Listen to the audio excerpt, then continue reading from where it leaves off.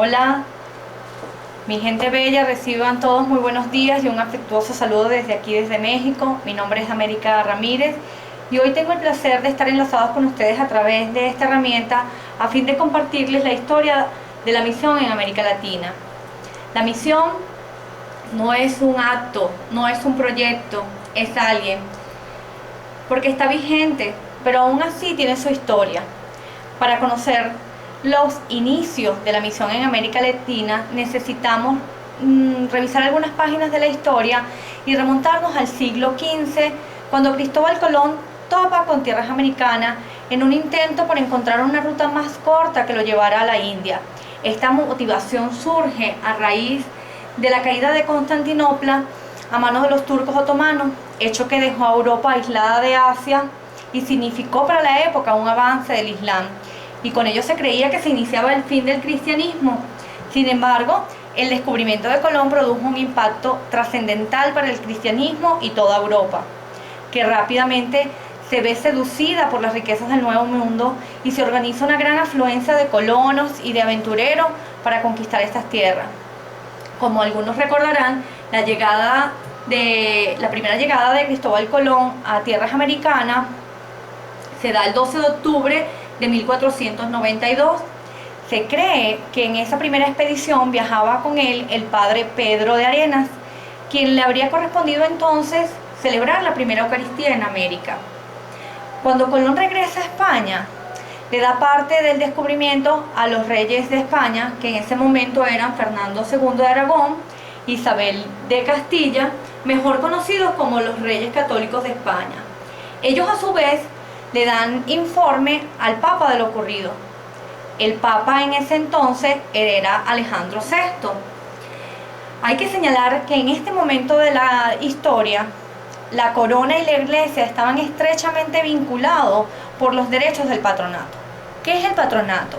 Bueno, es una serie de responsabilidades y de privilegios que la iglesia le concedía a las monarquías, no era específico de España, y era para regular la acción evangelizadora en el territorio conquistado.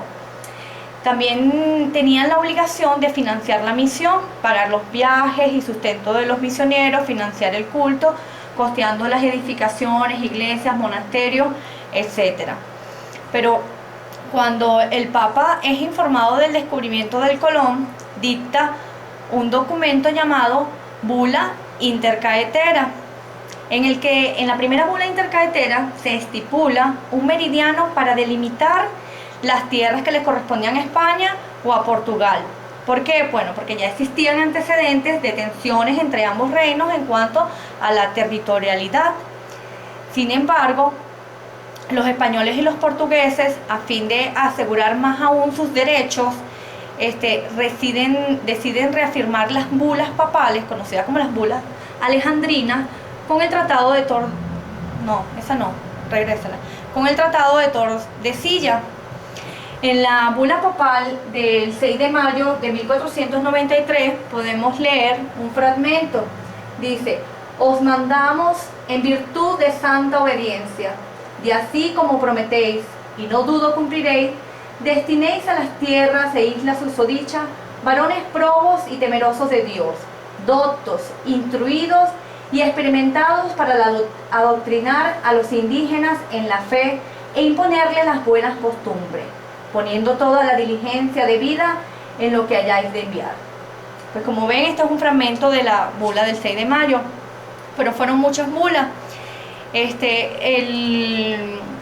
Lo interesante aquí es que aún con las bulas y aún con el Tratado de Tordesillas que reafirma estas bulas, los portugueses y los españoles no se sienten conformes y crean un documento jurídico conocido como el requerimiento.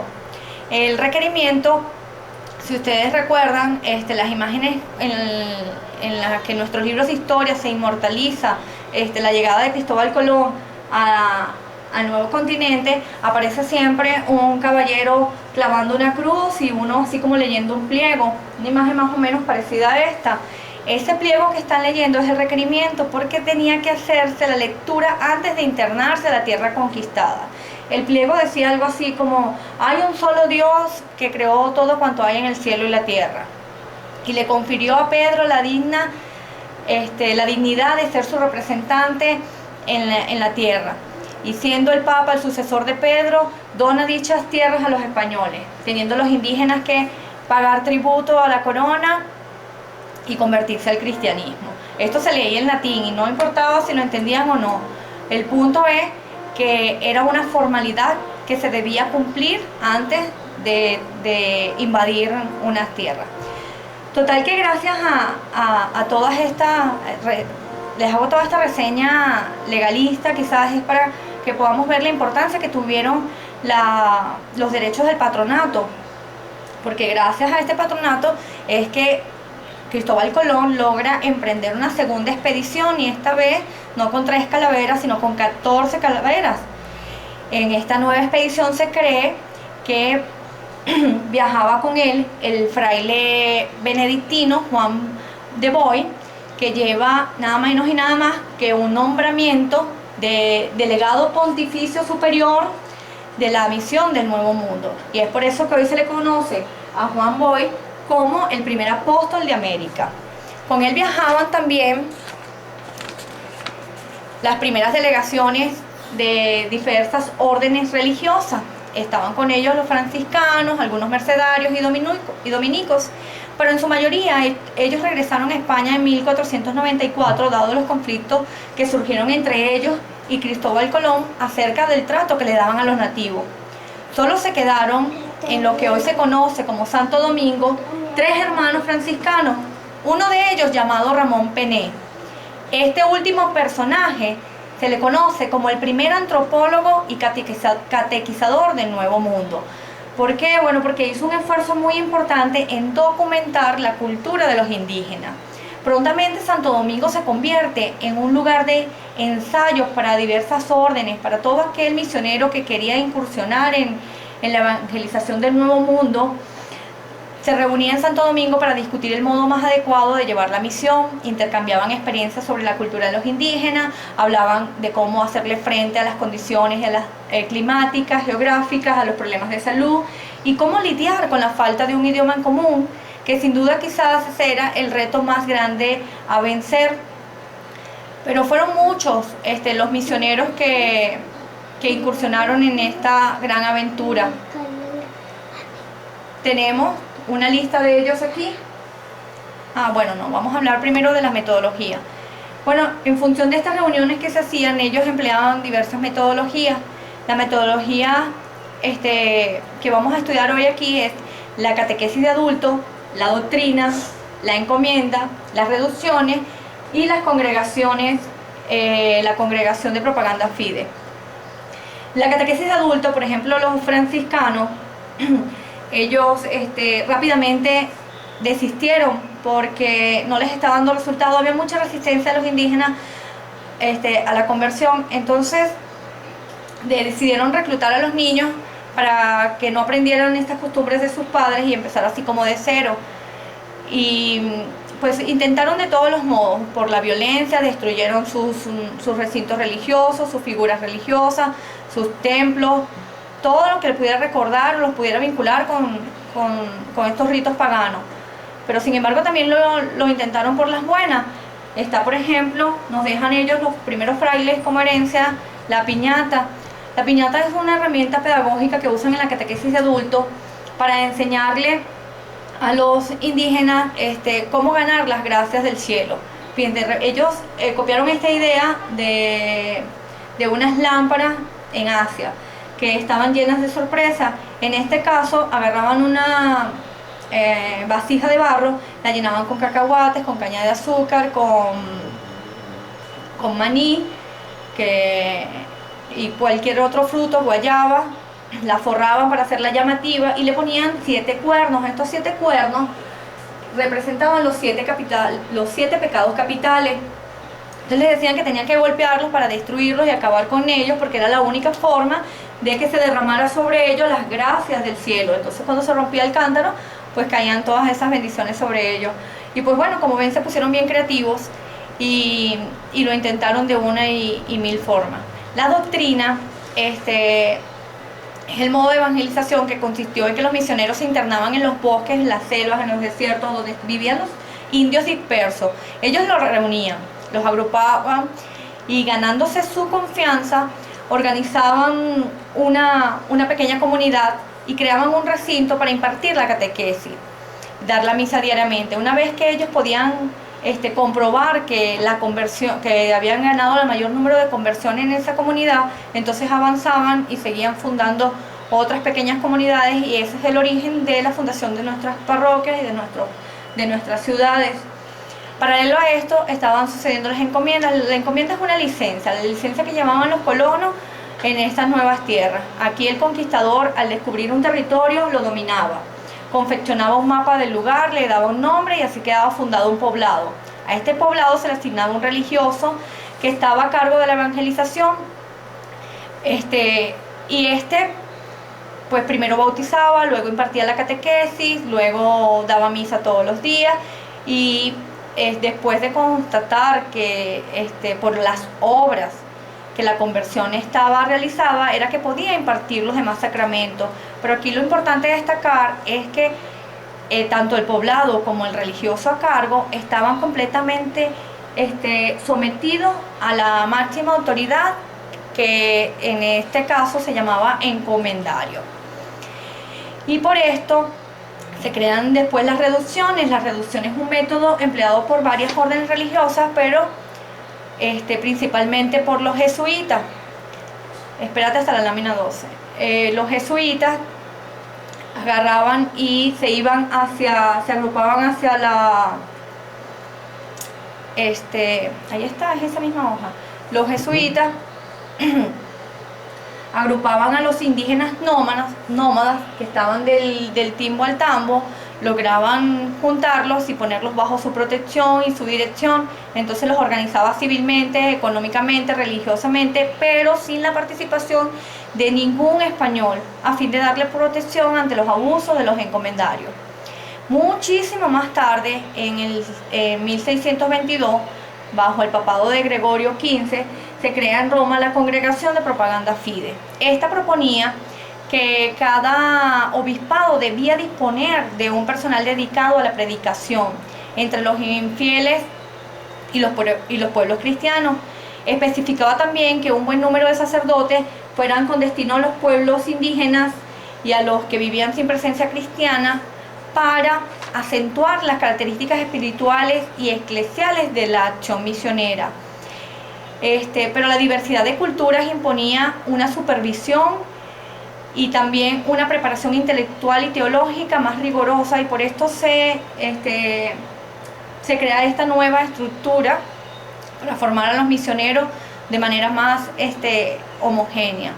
Ahora veamos los misioneros que participaron en la evangelización. Están los franciscanos, los benedictinos, los jesuitas, los mercedarios, los dominicos, los agustinos y algunos grupos filipinos. Ustedes se preguntarán, bueno, ¿y cuándo dieron frutos estos grandes esfuerzos de estos grandes hombres? Pues en 1502, cuando empezaron a edificarse las iglesias. Para 1511 se crea la primera diócesis latinoamericana, nada menos y nada más que en Santo Domingo, la segunda en Puerto Rico, y ese mismo año. Luego le toca el turno a la arquidiócesis de Concepción, creada en 1512, y para 1513 se crea la de Panamá, y para 1519 se crea la de México, y no es sino hasta 1533 que le toca el turno a América del Sur, con la llegada de Francisco Pizarro a Perú. Este personaje fue un colono destacado por sus dotes de organización y gran experiencia militar. Fueron muchísimas sus hazañas y grandes sus triunfos en Centroamérica y en Sudamérica, y gracias a su empresa se crearon muchísimos conventos y grandes misiones. Pero esta parte de la historia es muy larga, así que solamente destaquemos que para 1535 se crea en Cusco la primera diócesis de América del Sur. Luego se crea la de Lima, que se eleva a arquidiócesis en 1547, quedando así como la cabecera de América del Sur. Existió en todo este proceso un gran personaje que merece ser mencionado de manera muy especial, y es Bartolomé de la Casa, que está en la siguiente lámina. No, vamos a hablar primero qué pasó en Venezuela. Te van a decir, bueno, ¿y en Venezuela qué pasó? Bueno, les tengo preparada una breve reseña de lo que pasó en Venezuela. La obra de evangelización de vastas regiones de nuestra Venezuela está íntimamente relacionada con la historia de la providencia de Nuestra Señora de Gracias de Colombia. Comienzan nuestros misioneros a llegar desde Colombia, avanzada ya la segunda mitad del siglo XVI.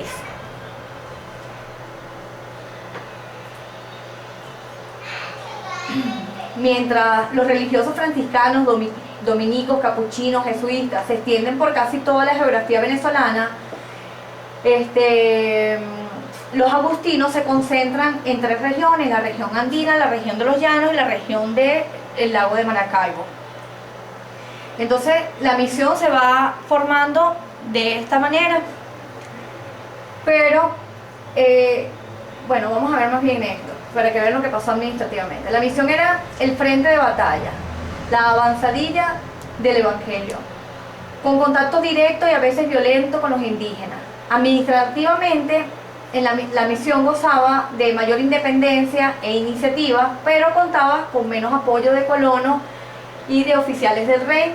Quizás sea esto lo que justifique que no tenemos grandes construcciones como en Argentina o como en México. La vocación de misionero lleva consigo un espíritu aventurero y voluntad de mártir.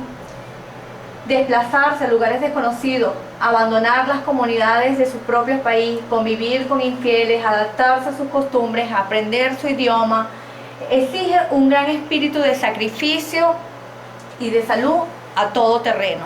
Y así eran los misioneros en ese momento, y sobre todo los misioneros que estuvieron en estos 2 primeros siglos. Muchos frailes se distinguieron por su ciencia y virtud. Ya como misioneros, como predicadores y organizadores, creo que hicieron una muy buena labor. Y por eso quiero destacar la labor de un personaje de manera muy especial. Se trata de... Pasa la lámina, por favor. De Bartolomé de la Casa, quien fue hijo de encomendario, pero en 1512 se ordena sacerdote y en el 13 se va a Cuba. Cuando llega a Cuba queda muy conmovido por los abusos de los colonos, y entonces emprende una campaña para defender las denuncias, para defender los derechos humanos de los indios. Pero para formular esas denuncias primero renunció a su licencia de encomendario. De todas maneras no tuvo éxito en esas primeras denuncias y decidió en 1523 ingresar a la orden dominica, a una orden dominicana que ya venía defendiendo la dignidad de los indios, a diferencia de los franciscanos, que creo que seguían rompiendo cosas. Bueno, ya para 1540 su voz hace eco, porque en el 51 fue nombrado nada más y nada menos que procurador y protector de los indios. Y con relevante crudeza, con muchísima severidad, continuó defendiendo a los indígenas hasta su muerte, contribuyendo así a la evangelización pacífica. Y otro hecho relevante en toda esta historia es la aparición de la Virgen de Guadalupe, que tuvo lugar en México en 1531. La aparición de la Virgen de Guadalupe, la historia es muy larga, eso los voy a resumir así más o menos. Resulta que un indio cristiano, convertido ya al cristianismo, llamado Juan Diego, caminando por el cerro de Tepeyat rumbo a escuchar misa, se le aparece la Virgen. Entonces ella le pide que le comunique al obispo que quiere que le construyan un templo allí donde ella está apareciendo, en el cerro de Tepeyat. Entonces él va con el obispo, le dice que se le apareció una señora así sancochado y que quiere un templo ahí, y el obispo ni pendiente. Entonces él se regresa y de regreso a su casa se vuelve a encontrar con la Virgen, y la Virgen, ¿qué pasó? No, pues nada, no me hicieron caso. Entonces ella le dice que insista, que vuelva al día siguiente con el obispo, y esta vez pues Juan Diego sí tuvo mejor suerte, porque el obispo ya le prestó más atención y le dijo que bueno, que le llevara una prueba para estar seguro de que eso era cierto. Él le comunica a la Virgen que le están pidiendo una prueba y ella le dice, bueno, ven mañana y te doy esta prueba. Al día siguiente, Juan Diego no pudo asistir a la cita que tenía con la Virgen porque su tío enfermó gravemente. Entonces pasa otro día más y su tío empeora y él sale corriendo a buscar al padre, pero se acuerda que si se va por el cerro de Tepeya se va a conseguir a la señora y entonces se le va a hacer muy largo el cuento y se va por otro lado. No le sirvió de nada porque la señora se le apareció también por ahí y le dijo, ¿qué pasó? Y él, no, bueno, que mi tío se enfermó y todo el cuento. Y le dijo, no, sube a buscar las flores que están allá y tráemelas. Entonces él va, busca las flores, se las trae. Ella se las acomoda en la tilma, que era algo que ellos usaban para recoger las cosechas, se amarraba del cuello y hacían así como una especie de bolsita. Entonces ahí se las acomoda y le dice, ve y muéstraselas al padre como señal de que estás diciendo la verdad, y se lo muestra solamente a él. Bueno, así hace Juan Diego. Entonces cuando él descubre, él baja las rosas, las deja caer, se ve la imagen estampada de la Virgen de Guadalupe, tal y como la conocemos en esta imagen. Entonces, aquí hay algo muy importante que quiero destacar, que es cuando Juan Diego, déjala ahí, cuando Juan Diego echa todo el cuento, él pronuncia unas palabras que las voy a leer porque están medio complicadonas. En azteca, no sé si es náhuatl exactamente, pero él dice Teocoatla Sope. Y entonces eso quiere decir aplastará la serpiente de piedra. Los españoles cuando oyeron esta palabra les sonó algo así como a Guadalupe. Sepa. Total que el significado es muy importante porque esto fue lo que produjo la conversión de estos indios. Resulta que ellos tenían una deidad llamada Quetzalcóatl que la representaban en piedra. Era una serpiente emplumada y entonces tenían muchísimo miedo a esa serpiente, entonces por eso le rendían sacrificios y les hacían ofrendas y era parte muy importante de su culto. Cuando Juan Diego les comunica que ella es la que aplastará la serpiente de piedra, pues dicen, bueno, nada, nos vamos con esta señora. Y así es como se dan muchísimas conversiones. Llegué a leer, no lo confirmé, pero llegué a leer que en 7 años se dieron 8 millones de conversiones. Me hace un número muy exagerado, pero bueno, eso fue lo que leí. También resulta interesante mencionar la historia de la Virgen de Coromoto, pero esa sí se las voy a leer. Aparición de la Virgen de Coromoto. Los indígenas que habitaban en Guanare, Venezuela, con la llegada de los españoles en 1591, huyeron hacia la selva, al norte de la ciudad. Desde entonces, los civilizadores extranjeros esperaron durante décadas a que la tribu descendiera de las montañas para que tomaran parte en el aprendizaje del cultivo de los campos y de la doctrina cristiana. Pero eso parecía casi imposible que sucediera. Yo voy a leer ahorita todo esto. La historia de esta advocación mariana data de un hecho que ocurrió en la selva de Portuguesa el 8 de septiembre de 1652, donde la Virgen María se le apareció al indio Coromoto. El indio Coromoto era el cacique de los indios Cospe, pidiéndole que tanto él como su gente se convirtieran y se bautizaran. El cacique le relató lo sucedido al encomendero don Juan Sánchez. Varios indígenas Cospe se convirtieron y se bautizaron, pero el testarudo del cacique Coromoto no quiso y se volvió para su rancho. Entonces, la Virgen se le aparece otra vez a Coromoto y muy molesto, alza sus brazos para agarrarla y hacer que se desvanezca la imagen de la Virgen, y es cuando queda materializada la imagen en una estampita de una fibra de un árbol, como una corteza. Y es la que se venera hoy en día en la Basílica de Guanare. Bueno, luego Coromoto es mordido por una serpiente y vuelve a Guanare herido a punto de morir. Comenzó a pedir el bautismo y al bautizarse se convierte en apóstol y rogó al grupo de indios Cospe que seguían rebeldes que se convirtieran. Entonces, a raíz de esta aparición, también vemos que se produce un gran número de conversiones. El 7 de octubre de 1944, el Papa Pío XII la declaró patrona de la República de Venezuela y su coronación canónica se celebró 3 siglos después de la aparición, en 1952. Hoy en día, cerca de Guanare, en el estado Portuguesa, en el lugar de la segunda aparición, fue construido un bello templo, el Santuario Nacional Nuestra Señora de Coromoto, el cual fue consagrado el 7 de enero del 1996 e inaugurado con la solemne Eucaristía precedida por Juan Pablo II el 10 de febrero de ese mismo año. Entonces, resumiendo, ya llegamos al final. Vamos a hacer un resumen con los personajes. Los personajes más destacados de esta reseña: Cristóbal Colón, los Reyes Católicos, el Papa Alejandro VI, fueron los que promovieron la conquista y las misiones. Tenemos que darle crédito porque, bueno, fueron los que incluso financiaron y legislaron para que esto ocurriera. El padre Pedro Arenas, pues como el primer padre, el primero que celebra la Eucaristía en el continente americano. Juan de Boyle, que es el primer apóstol americano. Después viene Francisco de Ramón Pené, que es el primer antropólogo y catequizador de América. Francisco Pizarro, que es un colono muy destacado y que promovió muchísimas misiones. Bartolomé de la Casa, mi héroe de las casas, es promotor de los derechos humanos en los indígenas y de la evangelización pacífica.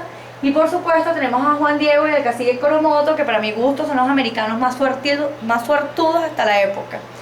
Bueno, yo quisiera cerrar esta exposición con un canto muy bonito que me encontré mientras realizaba esta investigación. Y bueno, espero que les haya gustado y que Dios mediante mañana podamos estar enlazados para poder despejar dudas referente al tema. Y pues Dios esperemos, sí, adelante. Esperemos que todo esto salga muy bien y que sea de mucha utilidad para todos ustedes. Un fuerte abrazo. Richard, te quiero muchísimo. Un beso a todos. Bye bye.